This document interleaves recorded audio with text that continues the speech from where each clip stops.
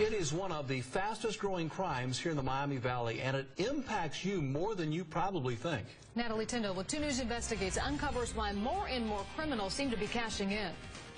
Well, you would think robbing a bank is a crime of the past with new surveillance monitoring and security systems in place. But I found the number of bank robberies in Montgomery County has more than doubled in the past 3 years. We found out why. Doug Sullivan remembers sitting in the Easttown Shopping Center planning out his move. He grabbed a bandana off the floor of his truck, put it around his face, pulled up his hood, and walked into a bank. I said, "Please give me the money. I don't want to hurt you." And I apologized, and she gave it to me. With no notes or weapons, Sullivan robbed the Key Bank on Linden Avenue in November of 2012. So why did you rob the bank? Because I was done. To be honest with you, I wanted to get caught. I didn't have nowhere else to turn.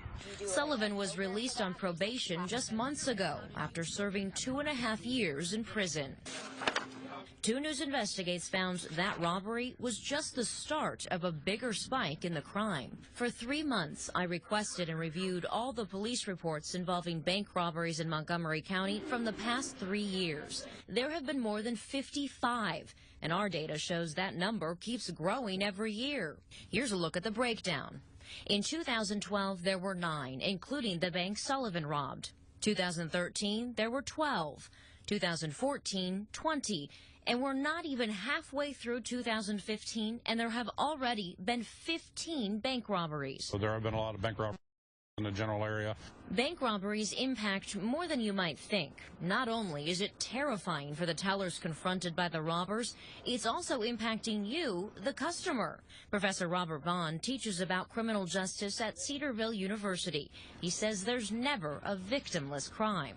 There's lots of factors and those costs get passed on to us, right, as consumers in the form of lower interest rates on our savings, higher interest rates on our loans, fees.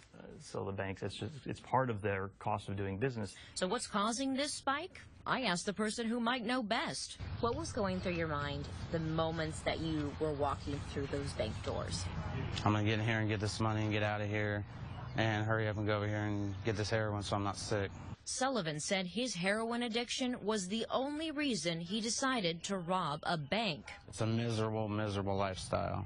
It's a 24-hour-a-day job. You wake up, you're sick from withdrawals, and you got to figure out how to get the dope for that day. Vaughn believes the rise in bank robberies has gone up at the same time the use of heroin has. And most folks who are involved in bank robberies are probably people who are doing it out of a desperation. They're feeding an addiction. They're in a serious financial situation. It's a calculated risk that more and more people are willing to take to get cash fast. Our investigation shows many bank robbers hit more than one bank. But the data also shows those who keep pressing their luck eventually get caught. I didn't even care. I knew I was going to get caught. So why would a convicted bank robber want to share his story on camera? Sullivan has turned his life around and hopes his story will help prevent others from making the same mistake. That there is hope.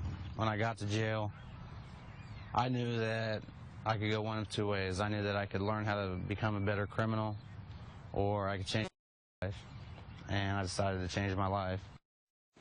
Now, my investigation continues online. We've created an interactive map that will let you search for your own bank to see if and when it was robbed. You can find all that at WDTN.com. Natalie Tyndall, 2 News Investigates. We are getting our first